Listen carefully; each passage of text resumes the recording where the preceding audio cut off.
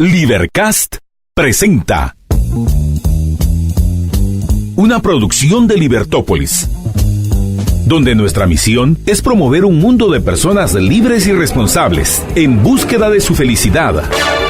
Creamos valor innovando, analizando y transmitiendo información e ideas. Día a día encontrarás los episodios de las emisiones correspondientes a nuestros programas.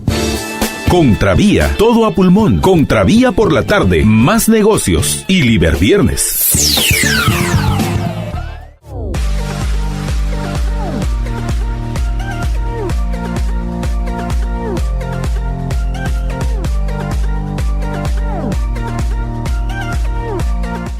Ya estamos en Más Negocios, les habla María Dolores Arias. Y Jorge Jacobs. Nos acompaña en los controles Mario Herrera. Hoy vamos a estar hablando de un tema con nuestro invitado, el licenciado Gunter Estacuy. Vamos a hablar acerca de la factura electrónica. ¿Cómo está este tema de factura electrónica? ¿Cuál es la diferencia con aquello que empezamos a aprender del FASE, el GFASE y todos estos temas? ¿Cómo se diferencia? ¿Es lo mismo? ¿Es un cambio? Bueno, de eso nos va a estar contando nuestro invitado, el licenciado Gunter Estacuy, con respecto a la factura electrónica. Así que si usted tiene dudas al respecto, mándenos sus preguntas, lo puede hacer a través del 4585-4280, ese es nuestro número en WhatsApp, o también lo puede hacer a través de nuestras transmisiones. Estamos transmitiendo a través de Facebook, transmitimos en facebook.com/libertopolis.com y también estamos transmitiendo por @Twitter y en YouTube, nuestro canal es Libertópolis. Y hoy vamos a hablar acerca de tsunami que hubo en las bolsas, en especial en la bolsa en Estados Unidos, ya que los principales índices fueron hacia la baja. ¿Y cuál fue lo que originó este tsunami? De esto vamos a platicar en nuestro segmento de Negocios en el Mundo. Negocios en el Mundo. ¿Qué ha pasado en Estados Unidos respecto La empresa está apostando la vida, literalmente. ¿Cómo estuvo el mercado bursátil? Más Negocios presenta Negocios en el Mundo.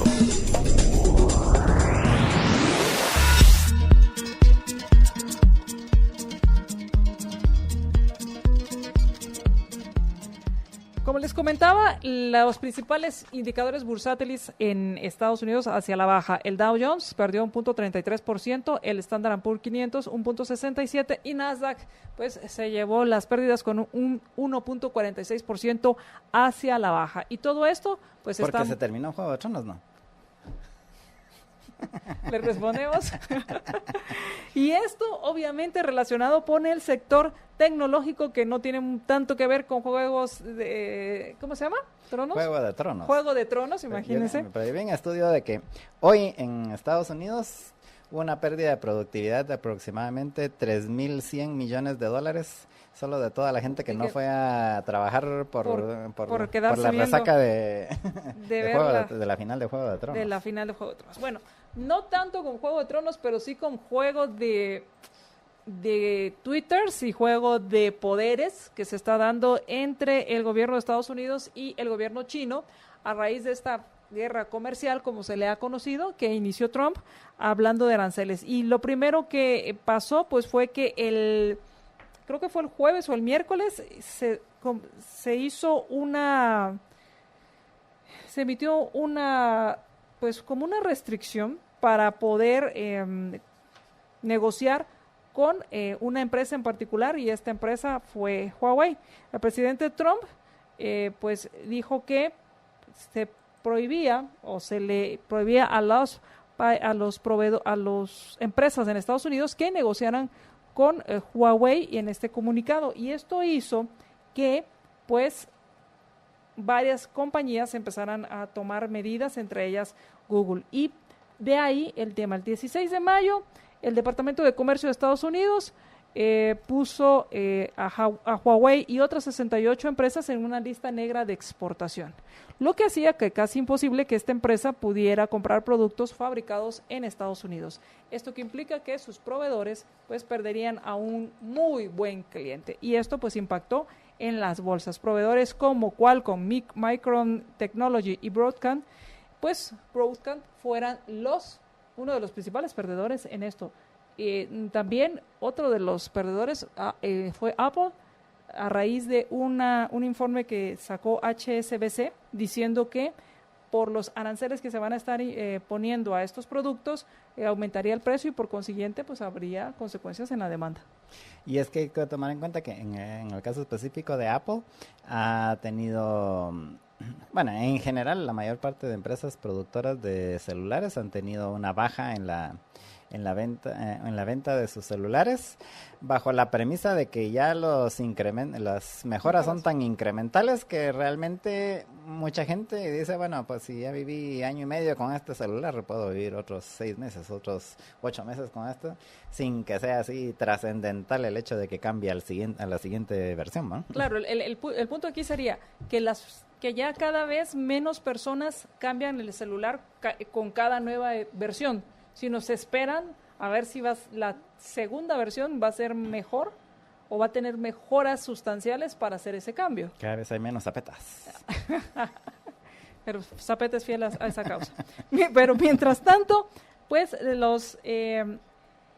la importancia de este comunicado que hizo el Departamento de Comercio de Estados Unidos, pues incidió en las bolsas. Alphabet fue una de las que suspendió. Alphabet, que es la matriz o la empresa bajo la cual están las empresas de Google, pues suspendió negocios con Huawei que requieran transferencia de hardware, software y servicios técnicos, excepto los que están disponibles públicamente a través de licencias de código abierto. Esto fue parte de lo que dijo. Y entonces, pues, las medidas de Trump contra Huawei pues hacen tropezar a Wall Street, que este fue uno de los titulares de un medio de finanzas, y hablaban precisamente de cómo el sector tecnológico fue el que más impacto tuvo con estas decisiones. Y por otro lado, Jorge, pues también las negociaciones, pues no, pareciera que se avanzan y se entrampan, avanzan un paso y dan 2 para atrás, 1 y 2 para atrás, y pareciera que en esa retórica pues Trump se está muy cómodo. Lo que es más, hasta creo que puso un tuit ahorita el fin de semana de que está muy contento con la guerra comercial con China. Sí. O sea, literalmente, así lo puso, y bajo el argumento de que están mejorando las cosas en Estados Unidos y que tarde o temprano China va a tener que hacerle caso y aceptar las condiciones que están planteando en la mesa de negociaciones, que de hecho en teoría ya las había aceptado el gobierno de China. Y la semana antes de que cerraran las negociaciones se retractaron de algunos de esos compromisos. Eso fue lo que aparentemente es de lo que se ha sabido, porque todo ha sido medio casi que, no rumores, pero fuentes bien conectadas dentro de la Casa Blanca, dicen, y así han sido las noticias. Y que básicamente ya se habían puesto de acuerdo. Sin embargo, una semana antes el gobierno de China se retractó de algunos de los compromisos, y la especulación, si querés, es básicamente de que tantearon de que Donald Trump no iba a plantarse ante esa retractación, y que sí le salió el tiro por la culata. Eso es por no medir bien con quién estaban jugando. Por no haber hecho bien la tarea de investigar bien a Trump. Y por otro lado, las bolsas europeas también, los principales indicadores en Europa fueron hacia la baja, cerrando con un índice negativo de 1.61. Alemania fue el que encabezó las pérdidas, seguido por la bolsa en Francia con 1.46 el índice CAC 40. Después el índice de Madrid, el IBEX 35 con 1.87 hacia la baja, y el FTSE 100 con 1.51. Mientras tanto, los precios del petróleo, interesante porque por un lado el WTI hacia la alza y el Brent hacia la baja. El WTI cerró en 63.10 ganando 34 centavos, mientras que el Brent cerró en 71.97 perdiendo 24 centavos. Sí, y esta semiconfusión que hay o confusión que hay alrededor de los precios del petróleo tiene que ver con que hay demasiadas señales encontradas de lo que está sucediendo, de lo que le pueda suceder al petróleo, ¿verdad? Que por un lado está los temores a desabastecimiento como consecuencia de la crisis que se está empezando a dar en el Golfo Pérsico, principalmente entre Arabia Saudita, Estados Unidos e Irán. Y han habido, incluso hoy hubo un comunicado de un grupo de esos medio terroristas de Yemen, que financiado por Irán, que ellos se atribuyeron el ataque de la semana pasada que hicieron con drones a unos campos de almacenamiento de petróleo en Arabia Saudita. Y entonces la situación, entonces por un lado está eso, que si se llega a dar una crisis va a afectar considerablemente el suministro de petróleo en el mundo, lo que implicaría que subiría el precio, ¿verdad? Y de hecho la mayoría de analistas le están apuntando a eso, que va a subir el precio precisamente por todos estos conflictos. Pero por el otro lado está el hecho de que con la guerra esta comercial entre Estados Unidos y China, pues las previsiones es de que va a bajar, o por lo menos no va a crecer lo que se esperaba, la actividad económica global. Y entonces eso implica menos demanda de combustibles, ¿verdad? Entonces, por un lado, y si hay menos demanda, entonces bajaría el precio. Entonces, por eso es que hay tanta incertidumbre hacia dónde se va a ir el precio, qué va a pesar más, si la baja de demanda o la baja de suministro, dependiendo de por dónde lo vea uno, ¿verdad? Y a eso todavía hay que añadir algunos otros conflictos, si quieren, más locales, como el de lo que está sucediendo en Libia y lo que está sucediendo en Venezuela, que hace que también haya más problemas en el horizonte con relación a la oferta de petróleo, ¿no?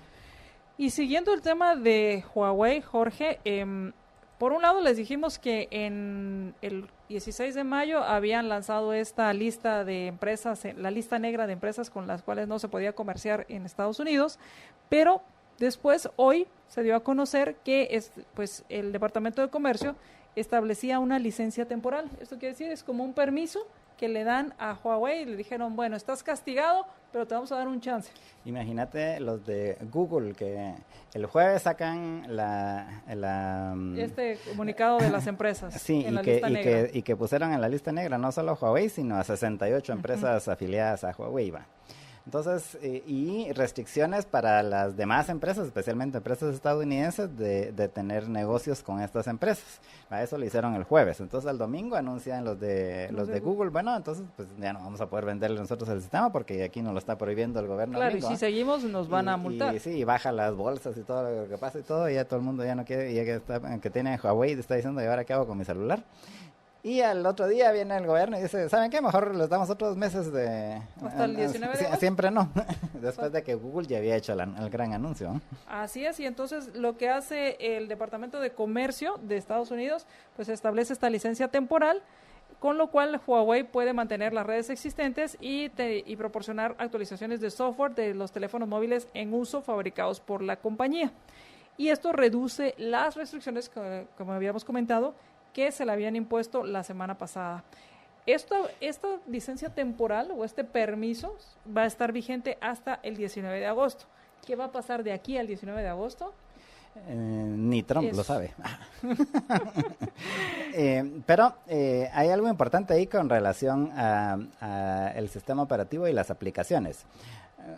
Las empresas estadounidenses van a tener, o si se mantienen esto, pues van a tener restricciones para poder hacer negocios con estas empresas y vender el sistema operativo y todo.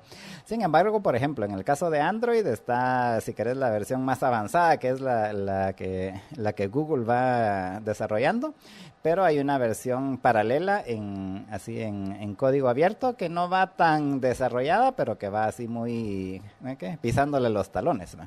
Entonces cualquier empresa tiene acceso, incluso Huawei, incluso los de Huawei hasta están trabajando desde hace tiempo en hacer un sistema operativo propio, siempre basado al final es basado en Linux, porque el Android realmente es una versión así para móviles de Linux. Entonces al final van a mantener la compatibilidad. Y luego está el problema de las aplicaciones y las tiendas, ¿verdad? Entonces, eso, si bien es cierto, puede ser una pequeña complicación para los usuarios, realmente no es una complicación tan seria, porque, por ejemplo, están las tablets de Amazon, que tienen su sistema operativo supuestamente propio, pero básicamente es una versión distinta o modificada, si quieren, del sistema operativo Android, ¿verdad? Pero es propio así de Amazon. Y que realmente no es ni siquiera el sistema operativo lo que hacen propio, sino lo que hacen propio es ¿qué? No me recuerdo cómo se llama, pero básicamente la interfaz con el usuario, ¿verdad? Que igual los de Samsung pues sacan su propio interfaz distinta, y los de Huawei también tienen su interfaz. Están todos sobre el mismo sistema operativo, pero se ven distintos porque cada quien tiene su propio interfaz así con el usuario, ¿va? Como su carátula Sí, para el usuario. Exactamente, ¿va? Y eso es lo que hacen, por ejemplo, los de Amazon. Y entonces resulta que en teoría en las tablets de Amazon solo puedes utilizar las aplicaciones que están en el ecosistema así de Amazon. Que son ellos, en la tienda de aplicaciones de En la Amazon. tienda de aplicación de Amazon. Pero, y entonces que supuestamente no puedes utilizar aplicaciones que no están ahí y que leas las que están en la tienda de Google, ¿verdad? Pero hay 10,000 videos ahí en YouTube donde te dicen los pasos que hay que hacer para instalar la tienda de Google ahí. Solo instalar la tienda de Google y ya puedes utilizar todas las aplicaciones que están en la tienda de Google, aunque oficialmente no esté sancionado por Amazon, ¿verdad? Da algunos problemitas. ¿Cuál es? Mi punto es de que la gente que tiene su Huawei va a poder seguir utilizando su Huawei y va a poder seguir utilizando la tienda de Google Play y va a poder seguir utilizando todas las aplicaciones de Google. O sea, pero al final, entonces, porque el punto aquí... Lo que pasa es que Google va a decir, yo no se los di, ¿dónde lo consiguieron a saber? Ajá, pero mi punto es que entonces lo que se está mostrando aquí es que las empresas, y por ejemplo Samsung también lo está haciendo, y en este caso ahora Huawei está siendo obligado a hacer esto, es empezar a desarrollar sus propias plataformas, sus propios sistemas operativos basados en Android, para no depender tanto de Alphabet. La pregunta es, ¿esto también le conviene a una empresa como Google, que no produce hardware, sino no produce celulares? Bueno, empezó, pero la porción de mercado que tiene es muy pequeña.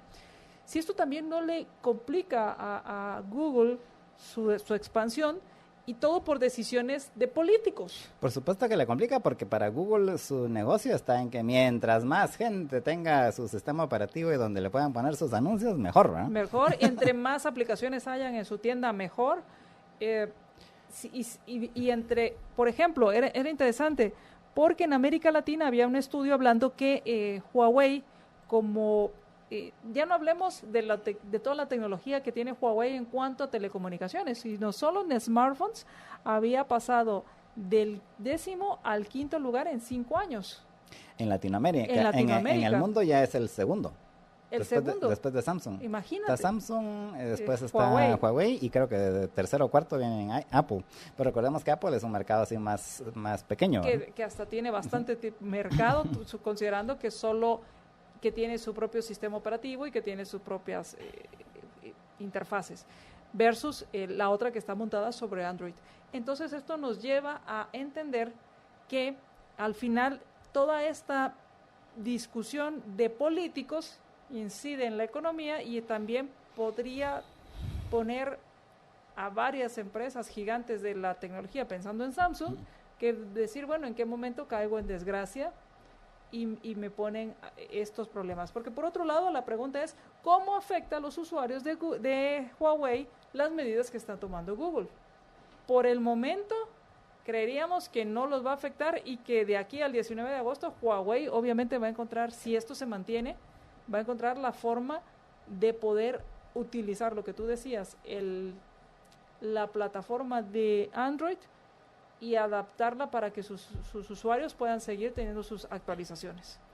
Sí, lo único que, porque yo ya lo hice esto de la tableta de Amazon okay. con la tienda de aplicaciones, lo único es que el único problema que yo he encontrado hasta la fecha es de que sí a veces se le va la baranda al sistema operativo en las actualizaciones automáticas de las aplicaciones. Claro. Cuando tenés la misma aplicación en las dos plataformas, en la tienda de Amazon y en la tienda de Google, ¿verdad? Entonces ahí es donde... O sea que al final, por ejemplo, a mí me pasó cuando instalé en mi teléfono, que es Android, instalé la tienda de aplicaciones de Amazon. Primero había que buscarle la forma de decir que sí quería tener esta tienda. Exacto, porque lo primero que te dicen es que no es seguro y todo el rollo, ¿verdad? Pero después era ver, o sea, te vas a tener que volver un usuario un poquito más sofisticado en cuanto a estar más pendiente de tus actualizaciones.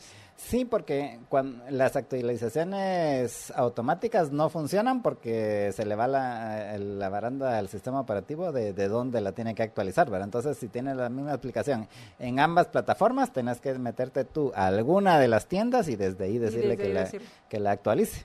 Pero mientras tanto, no es que ya mañana ya no hay actualizaciones, mañana ya no hay... Y todo lo demás funciona nítido, ¿eh? A pesar, como digo, de que en este caso específico Amazon no sanciona eso, ¿verdad? Según Amazon y según supuestamente todos los reviews oficiales, todas las aplicaciones de Google Play que están en la tienda de Google Play no funcionan en una tablet de Amazon, ¿verdad? Entonces, pero, por ejemplo, yo lo que hice fue, porque yo me la jugué así para decir, como en todos los reviews estaba eso, pero dije, pero yo lo que necesitaba son las aplicaciones así de Office, ¿verdad? Y resulta que no están en la aplicación, en la tienda de Amazon. Entonces dije, bueno, pues si no funciona, pues igual hay otras aplicaciones que hacen más o menos lo mismo, pero resultó que sí, siguiendo los videos de YouTube, instalé la tienda de Google Play y ya pude utilizar todas las aplicaciones de Microsoft, que en teoría no funcionan en las tablets de Amazon, pero sí funcionan. Vamos a ir al corte y cuando regresemos hablemos de facturas electrónicas. Negocios en el mundo. ¿Qué ha pasado en Estados Unidos respecto a la empresa está apostando la vida, literalmente? ¿Cómo estuvo el mercado bursátil? Más Negocios presentó Negocios en el mundo.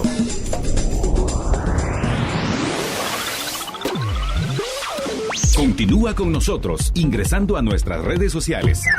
Encuéntrame en Facebook como MDA30. Me pueden encontrar en Facebook como facebook.com/JJLiber. Agréganos a tu Facebook.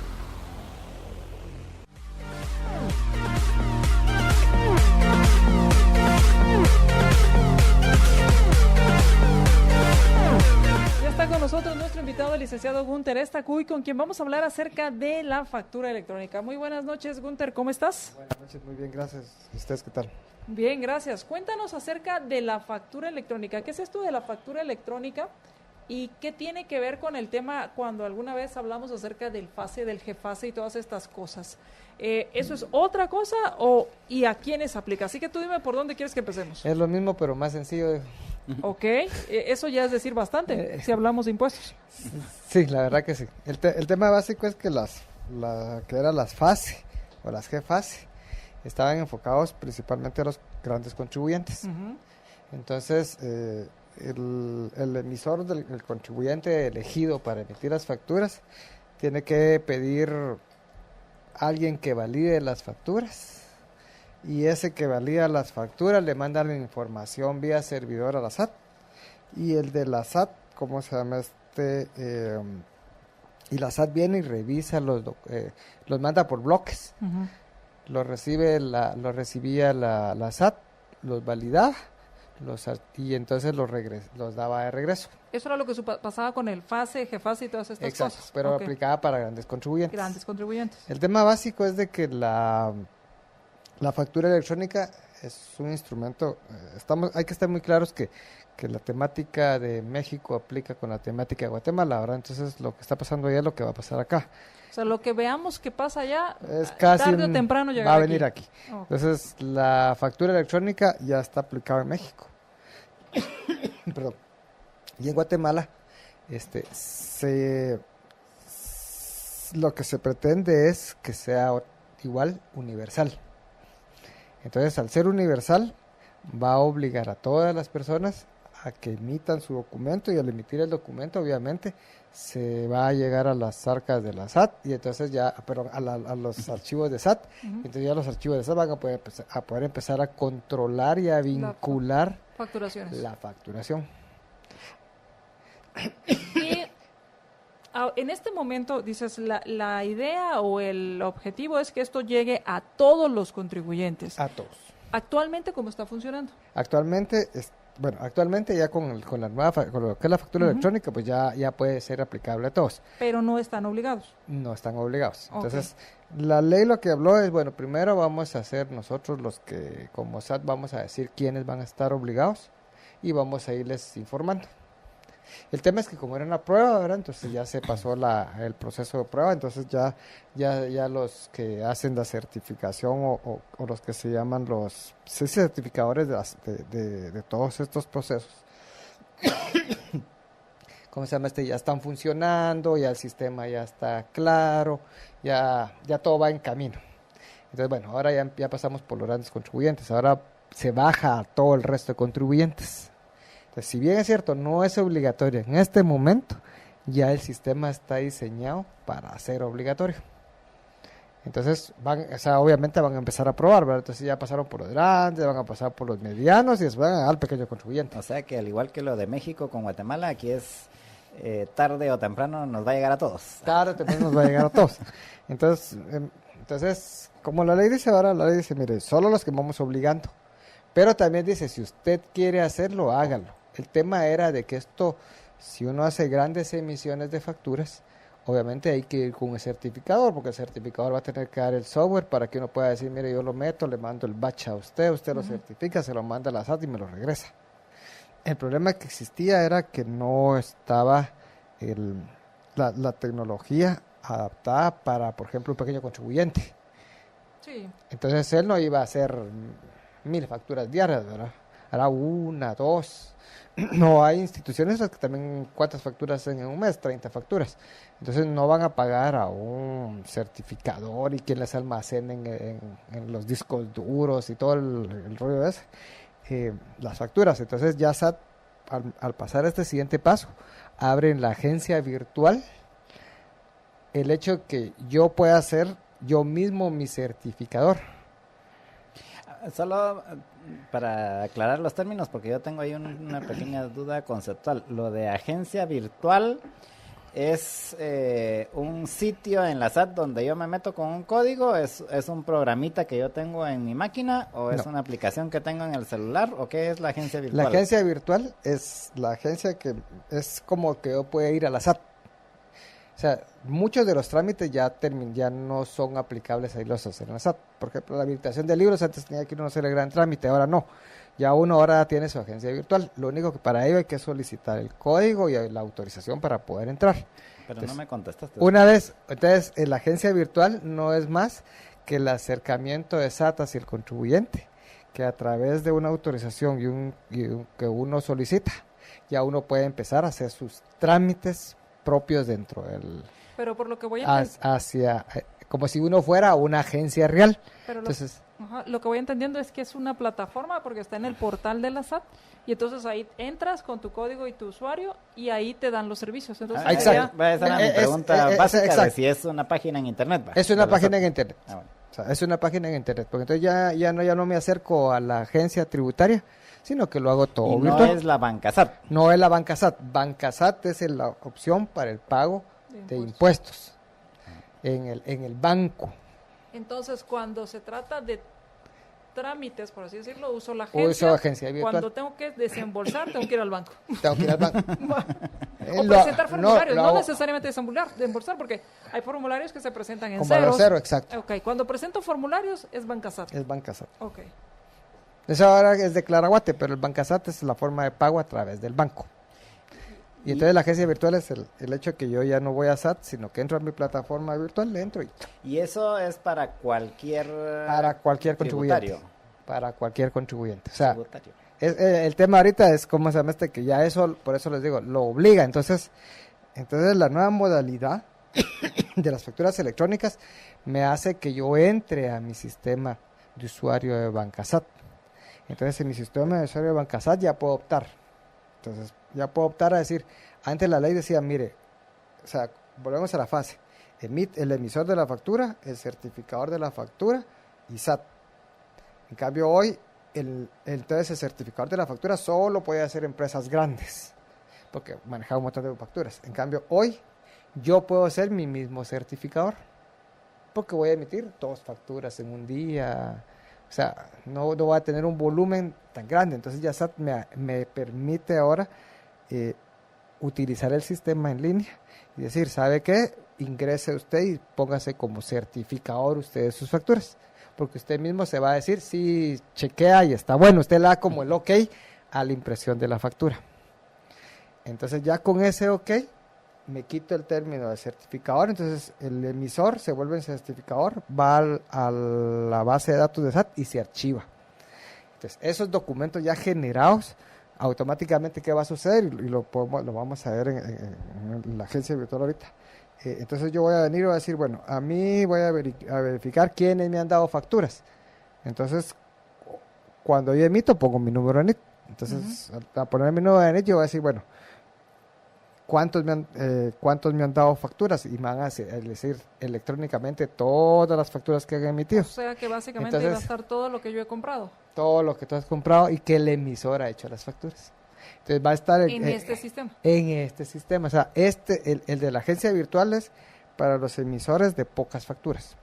Definí pocas, o sea, son 30 al mes. Lo que pasa es que no hay mes. un número de facturas, sino que tengas la capacidad, por ejemplo, tú puedes tener abierta la página de la SAT ahorita y tener un facturador aquí.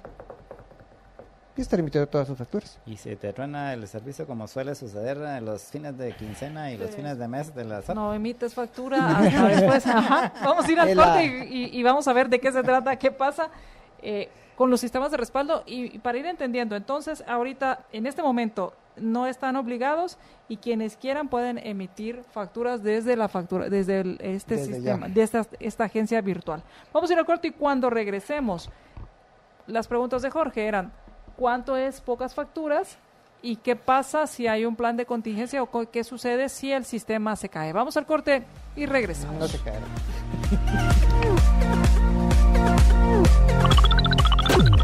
Interactúa con nosotros en las redes sociales. Síguenos en Twitter. @MD30. Me pueden encontrar en Twitter como @JJLiber. Interactúa con nosotros en las redes sociales.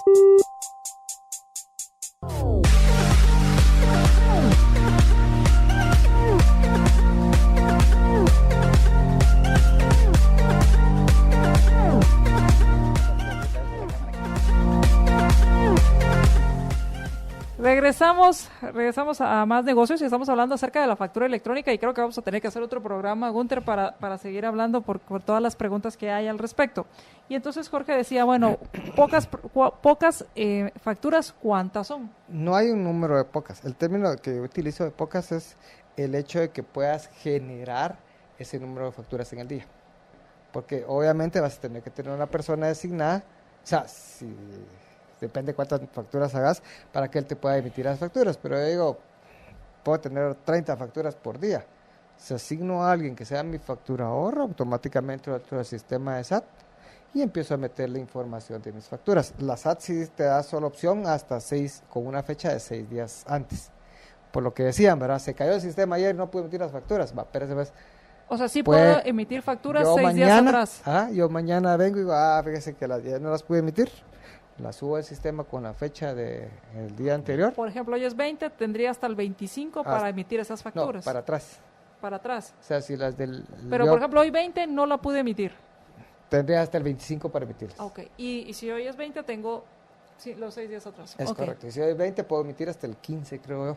Okay. Entonces, el tema es de que facilita eso, pues si llegara a caer, yo creo que ya está como que definido. Ya hay plan de contingencia después de lo del Duca. Entonces, ¿qué es lo que pasa? Con la agencia virtual, a mí no me va a tener ningún costo más que yo operar esa situación. Entonces, por eso pregunto. O sea, un número de facturas para mí, pocas puede ser 30, ¿verdad? Pero para alguien puede ser 100. Entonces, si yo tengo un volumen de 100 facturas diarias, ¿será que puedo tener a alguien que esté metido ahí haciendo las facturas? Porque al final solo esta plataforma está hecha para hacerlo manualmente una a una. Una a una, es correcto. Que eso es lo que cambian ahora en este tema. Porque cuando uno ve, por ejemplo, las facturas hoy, las impresas, tiene un número de resolución y dice facturas autorizadas de la 1 a la 1000. En cambio aquí, cada factura se va autorizando automáticamente. Eso te iba a preguntar. ¿Puede uno emitir facturas electrónicas y facturas en papel en paralelo? La regla es que si yo me inscribo a facturas electrónicas, mis documentos... Las cancelo. Sí. No le hagan caso a los consejos Eso de de Jorge, por no. favor. No las vaya a Se pone quemar. a sellarles ahí, anulado, Sí. anulado. todo Tengo eso. 6 meses para utilizar los documentos previamente autorizados. Entonces, ya posterior a los 6 meses, ya solo puedo hacerlo electrónico.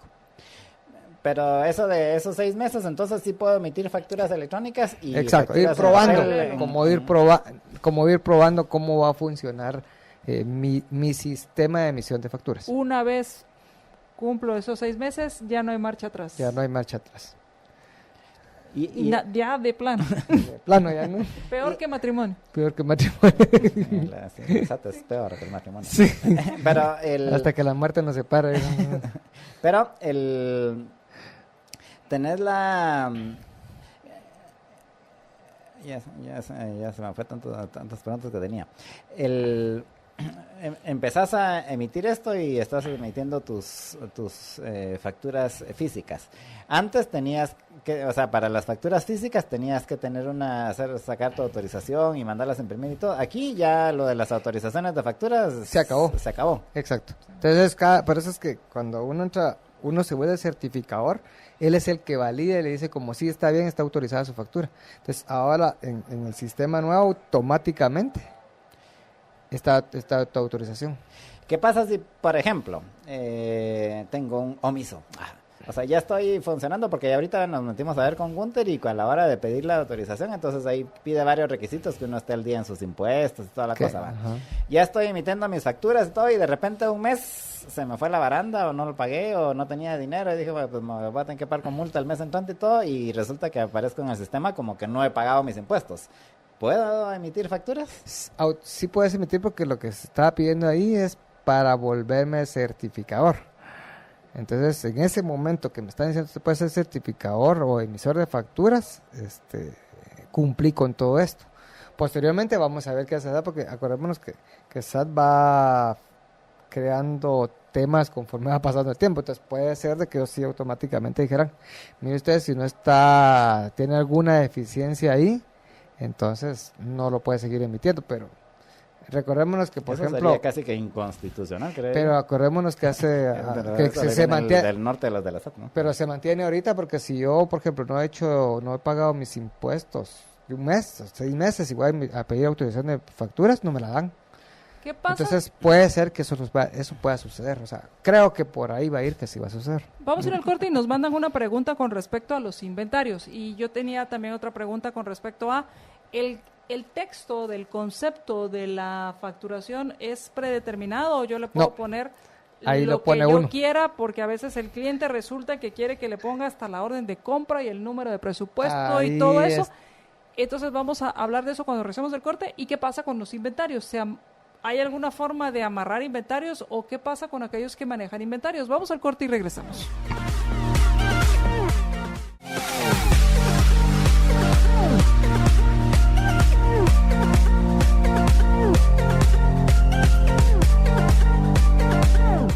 Estamos platicando con nuestro invitado, el licenciado Gunter Estacuy, con respecto a la factura electrónica, en qué consiste y de qué y quiénes están o quiénes deberían usarla. Ya nos explicaste que no solo están obligados aquellos que han recibido una notificación de la SAT, los demás lo pueden utilizar libre y voluntariamente, y se utiliza a través de una agencia virtual en la cual se solicita un código, un usuario y un código para poder ingresar a esta agencia virtual.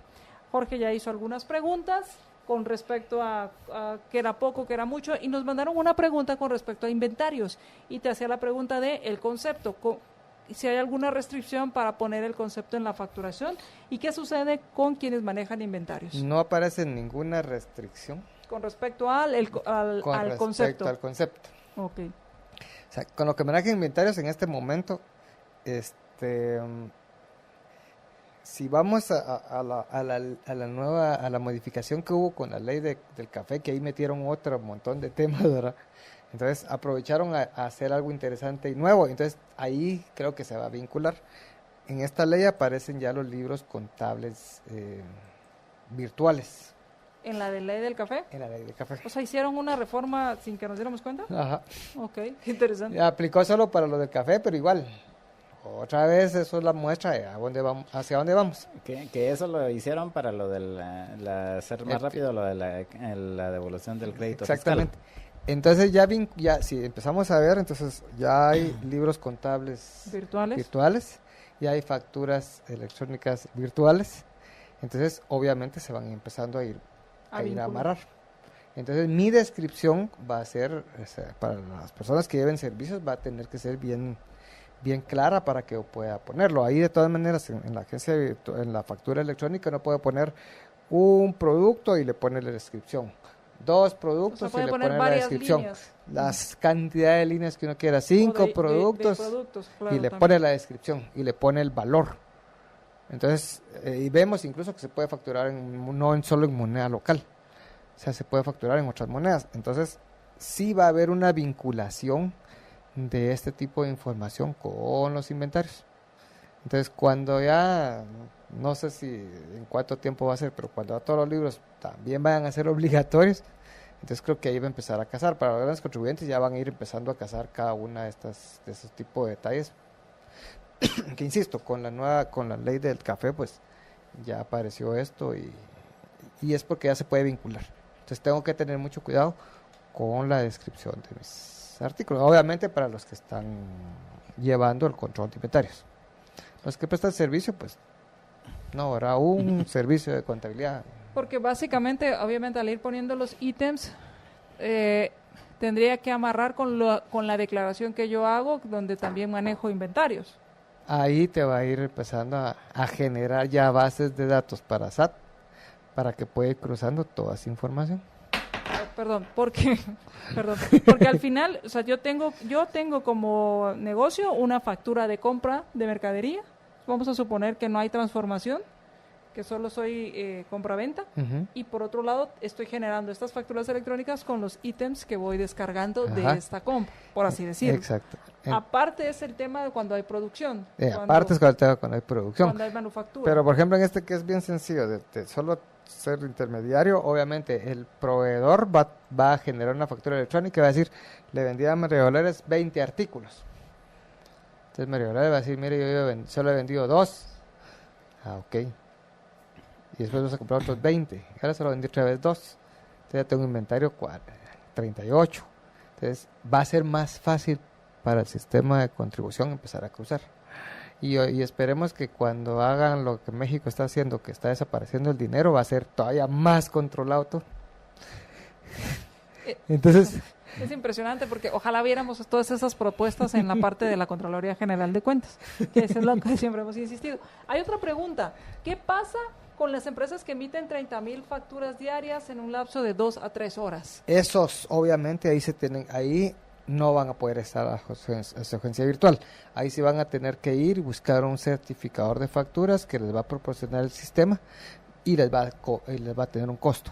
O sea, es lo que conocíamos como el FASE y el FASE y el FASE, o sea, exactamente. Eso no cambia entonces. Eso no cambia, o sea, el que tiene mucho volumen no tiene más opción que pagar.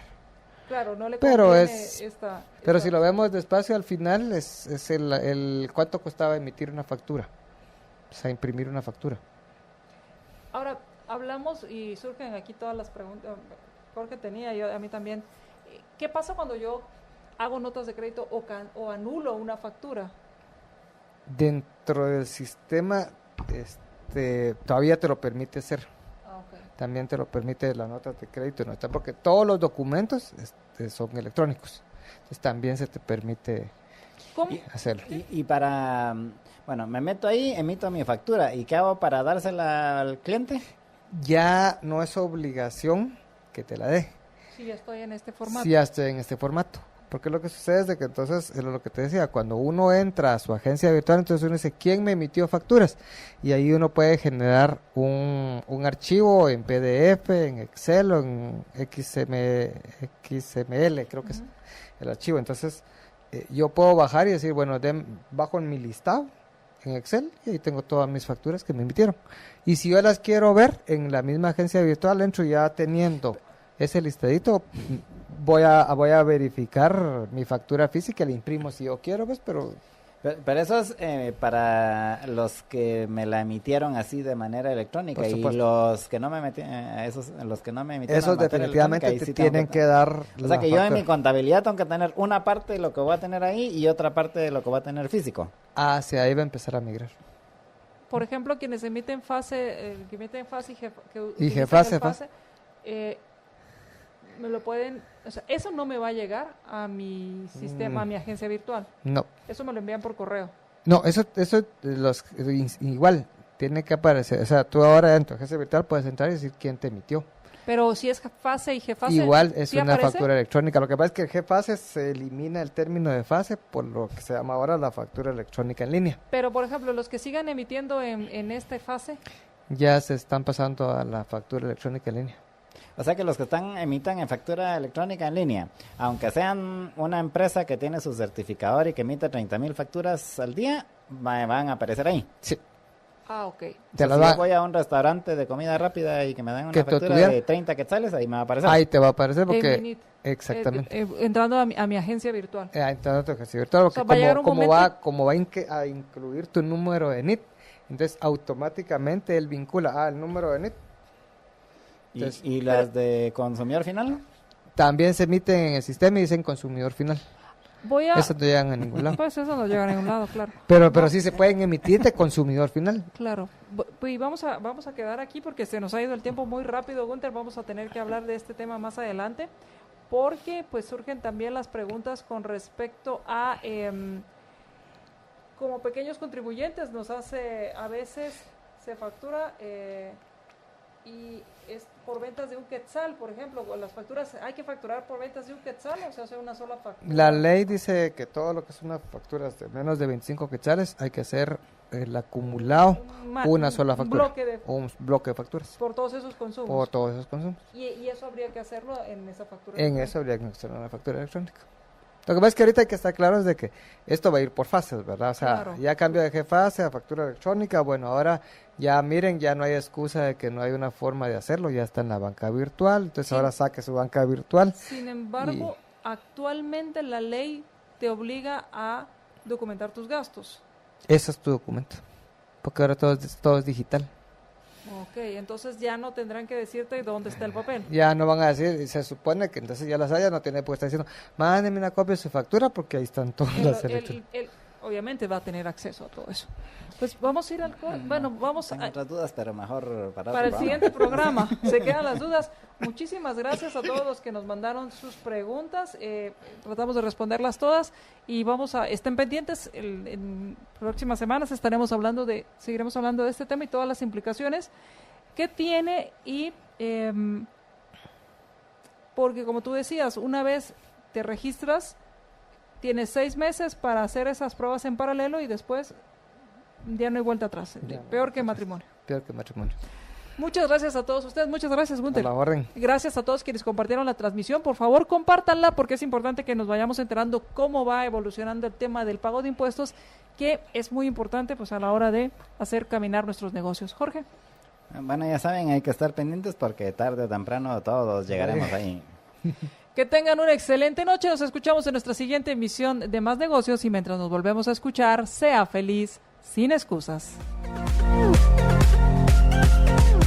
Libercast presentó una producción de Libertópolis.